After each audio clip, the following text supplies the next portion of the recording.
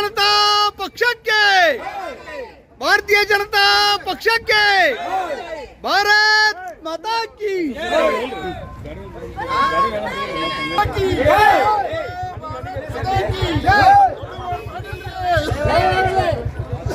ಭಾರತ್ ಭಾರತ್ ಮಾತಾ ಕಿ, ಭಾರತ್ ಮಾತಾ ಕಿ, ಭಾರತೀಯ ಜನತಾ ಪಕ್ಷಕ್ಕೆ. ಮೊನ್ನೆ ನಡೆದಂತಹ ಲೋಕಸಭಾ ಚುನಾವಣೆಯಲ್ಲಿ ಅದು ವಿಶೇಷವಾಗಿ ಬಾಗಲಕೋಟೆ ಮತಕ್ಷೇತ್ರದ ಭಾರತೀಯ ಜನತಾ ಪಕ್ಷದ ಅಭ್ಯರ್ಥಿಯಾಗಿರುವಂಥ ಸನ್ಮಾನ್ಯ ನರೇಂದ್ರ ಮೋದಿಜಿಯವರ ನೇತೃತ್ವದ ಈ ಒಂದು NDA ನೇತೃತ್ವದ ಸರ್ಕಾರದಲ್ಲಿ ಮಾನ್ಯ ಗದ್ದಿಗೌಡರನ್ನ ಬಹುಶಃ ಇಲ್ಲಿ ನಡೆದಿರ್ತಕ್ಕಂಥ ಹಾಗೂ ಎಲೆಮೆರೆ ಕಾಯಿಯಂತೆ ಕಾರ್ಯವನ್ನು ನಿರ್ವಹಿಸಿರುವಂಥ ನಮ್ಮ ಭಾರತೀಯ ಜನತಾ ಪಕ್ಷದ ಎಲ್ಲ ಕಾರ್ಯಕರ್ತ ಬಂಧುಗಳೇ,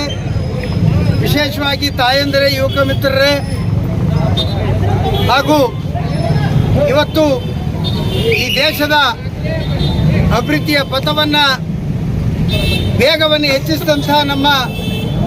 ನೆಚ್ಚಿನ ಪ್ರಧಾನಿ ನರೇಂದ್ರ ಮೋದಿಜಿಯವರ ನೇತೃತ್ವದ ಈ ಒಂದು ಚುನಾವಣೆಯಲ್ಲಿ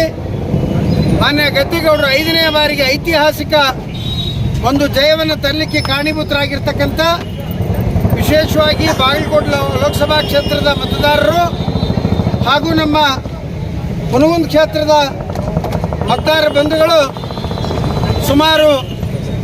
9,800 ಮತಗಳ ಲೀಡನ್ನು ಕೊಟ್ಟು ಗದ್ದಿಗೌಡರ ಆಯ್ಕೆಯಲ್ಲಿ ಕಾರಣೀಭೂತರಾಗಿರ್ತಕ್ಕಂಥ ನಿಮ್ಮೆಲ್ಲರಿಗೂ ಕೂಡ ಮತದಾರ ಬಂಧುಗಳಿಗೆ ನನ್ನ ಹೃತ್ಪೂರ್ವಕವಾದ ಧನ್ಯವಾದಗಳನ್ನು ಈ ಮೂಲಕ ತಿಳಿಸಲಿಕ್ಕೆ ನೇತೃತ್ವದ ಪಕ್ಷಗಳು ಇವತ್ತು ಈಗಾಗಲೇ 295ಕ್ಕಿಂತಲೂ ಹೆಚ್ಚು ಸ್ಥಾನಗಳನ್ನು ಗಳಿಸೋದ್ರ ಮೂಲಕ ಮತ್ತೊಮ್ಮೆ ಈ ದೇಶದ ಪ್ರಧಾನಮಂತ್ರಿಯಾಗಿ ನರೇಂದ್ರ ಮೋದಿಜಿ ಅವರು ಅಧಿಕಾರ ವಹಿಸೋದು ನಿಶ್ಚಿತ ಅನ್ನೊಂದು ಮಾತನ್ನು ಕೂಡಿ, ಆದ್ದರಿಂದ ವಿರೋಧ ಪಕ್ಷಗಳು ಇನ್ನೂ ಕನಸನ್ನು ಕಾಣ್ತಾ ಇದ್ದಾವೆ.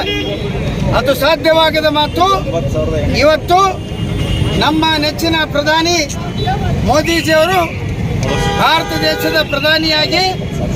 3ನೇ ಅವಧಿಗೆ ಅಧಿಕಾರ ವಹಿಸಿಕೊಳ್ಳೋದು ನಿಶ್ಚಿತ ಅನ್ನೊಂದು ಮಾತನ್ನು